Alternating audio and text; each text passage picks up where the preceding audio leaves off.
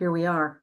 This might be my favorite. Oh, I say that all the time, but it's so nice to introduce our Rotarians to you, either because you are a Rotarian as a listener or a viewer, or you know somebody that might need a little up to get involved. No one needed to up Brian Hauenstein to get involved. We know that Rotarian service is important to him. It's in his DNA. So we're going to talk to you, Brian. Good morning.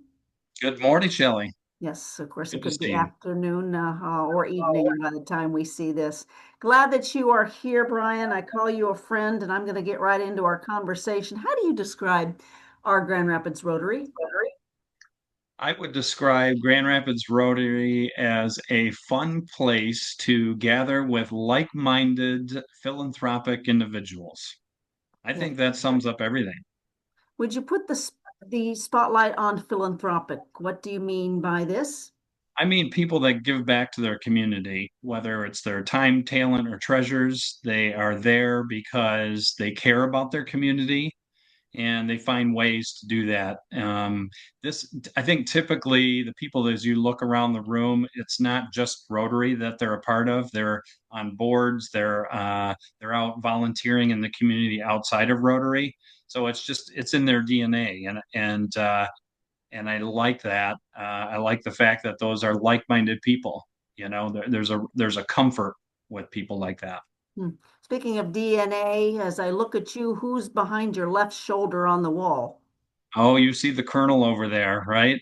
Colonel Ralph W. Hauenstein, one of I think the oldest Rotarians in Grand Rapids Rotary when he joined at about 100 years old. And, I think he kind of paved the path for me. I didn't know that he joined when he turned 100. I only found that out through mutual friends, Dr. Farr and Lindsay Gleason, who invited me to join the board or to join Rotary. So it was kind of a special gift to me after he had passed to learn of that.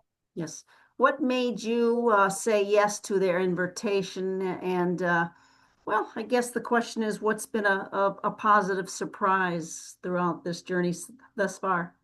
Yeah, well, so I think, number one, I knew that my grandfather sort of paved the path, Yes. and I certainly highly respected both Lindsay and Dr. Farr. And then once I was invited to lunch a couple of times, I came to know many in the room I either knew already or knew my grandfather. And so there was just a certain comfort level that I felt right out of the gate. Mm, And I would say the surprise is just how many people there are in our Grand Rapids community that are like-minded, mm. and just a great group of people to be around. Great. Of course, service above self, very important. There's a whole evening dedicated to that. What's been a service project that you've participated in or that you look forward to? Oh, I've done many. We recently joined forces with I guess last year with Muskegon. That was a lot of fun doing the cleanup job there.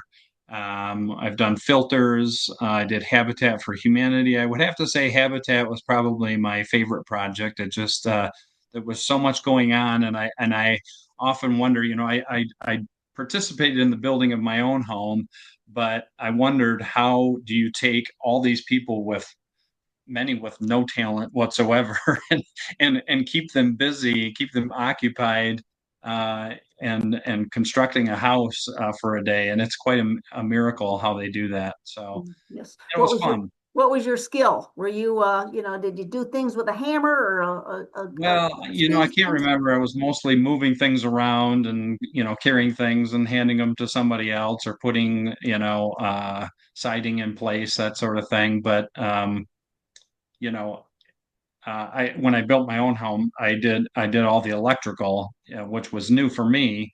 But when you show up on a job for Humanity, they're probably not going to let you put all the electrical in. So Or that's they might. understandable. Or Yeah, they they might. might. Ryan Hauenstein, I'll recommend. What's the secret to meeting new Rotarians? I think we've somewhat summarized it, i.e., get involved. But how does a how do I break away from my own little two or three people and meet new people?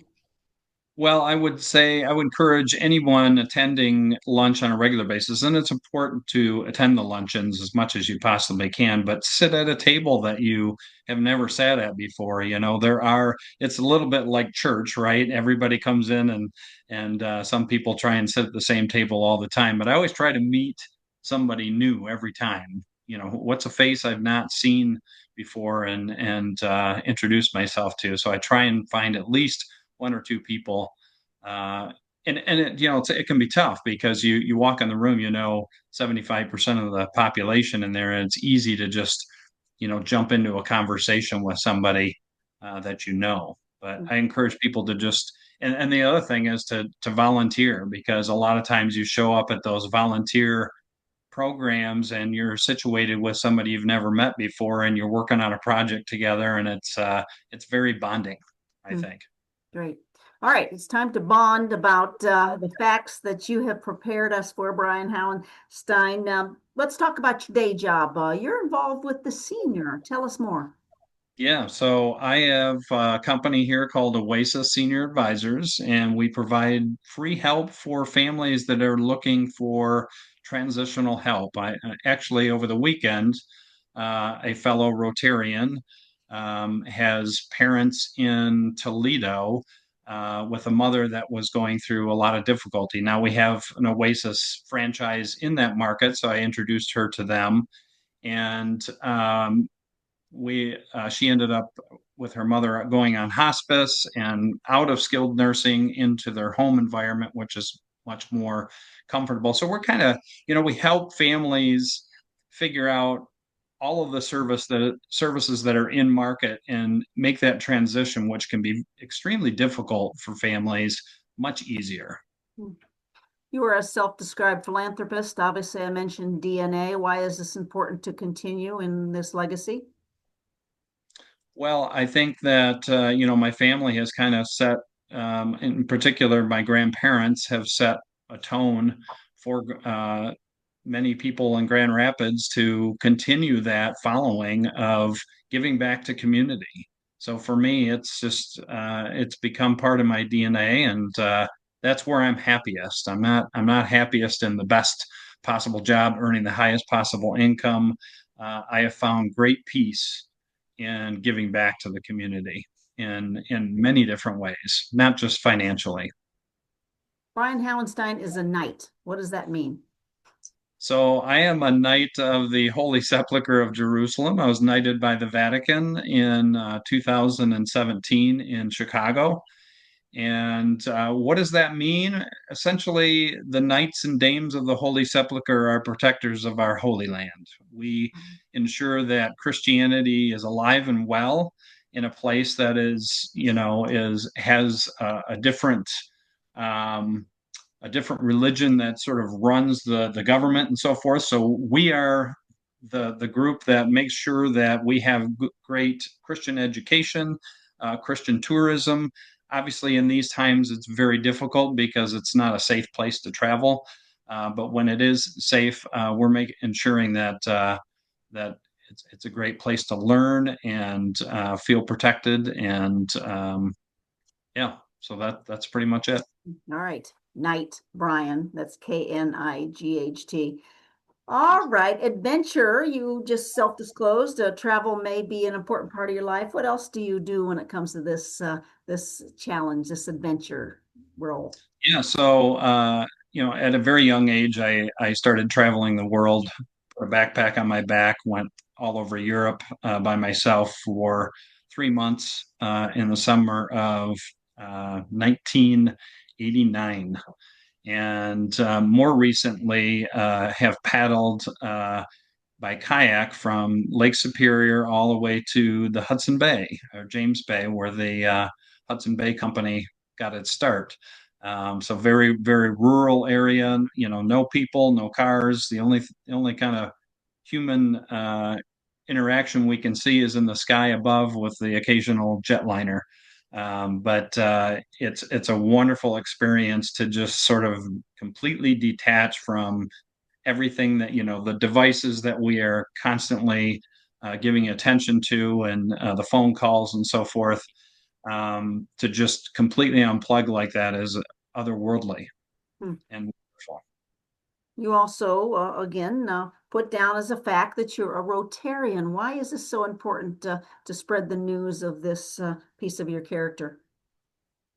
Well, I think, Rotary as an international organization, again, tends to attract people that are um, giving back to their community, service above self. And if if we can sort of help to extend that to others, and I love the fact that we can invite other people to our luncheon to experience what we do. It's so important. Oftentimes, I look for those opportunities within the market that I work in, so that like-minded people can find their way to Rotary. It's just to me, it's such a fabric of who I've become over the more recent years, and I love to share that with other people. Well, little birdie tells me all these fun facts have been presented the last 10 years. So you even said, could this be a midlife crisis, finding Yeah, these things? that's right. I want Yeah, it is interesting because, I spent 25 plus years as a retail marketer, sort of showing up to corporate every day and grinding away at the job. And, I think back to, those years, I really didn't have the opportunity to sort of get out of the office and experience things like this. So at about 50 years old, I redefined who I am and what this chapter of my life is going to define me as. And Rotary is a huge part of that right. because I'm on boards, I'm on committees. We're right now we're in the midst of preparing for the Greatest Generation celebration here in Grand Rapids, and I'm co-chair of that. And on the board of the Michigan Heroes Museum, St. Mary's Foundation, Hauenstein Center for Presidential Studies at Grand Valley. Mhm. All these things I think sort of make up who I am within the last 10 years. Prior to that, I really wasn't involved with any of these things. So And I bet you're getting your 8 hours of sleep. I am absolutely. I sleep better now, Shelley, than I Mm. probably ever have. Good for you. Truly, you know, How would a Rotarian newbie find his or her way? I would say reach out to a fellow Rotarian and get invited to lunch, right? And just be active. Any opportunity, I recently received an award from the Grand Rapids Public um, Museum, and I said I rarely say no to things. Sometimes that can get me into a little bit of trouble, but I think, you know, um, don't say no so quickly. Say yes, and you'll be surprised at what is on the other side of that. I'm glad you said yes to this Rotary Unplugged. Brian Hauenstein, thank you for your service before, during the midlife crisis, and after. J.R. Thank you. Muller. Hey, everybody, JR here. Just want to remind you, you can catch this podcast and all podcasts at grrotary.org /unplugged. You also now, again, as of today, we had a little log jam on Apple Podcasts, but that's been fixed. So there's going to be a mad rash of new podcasts coming out there soon. We had a little problem, I guess, with the feed, and they're all caught up now. So anyhow, keep an eye out for this one and those out there on the Apple Podcast app. Just search for Grand Rapids Rotary Unplugged. Thank you again, Brian, for your time. Wish you guys all an awesome day. Thank you both.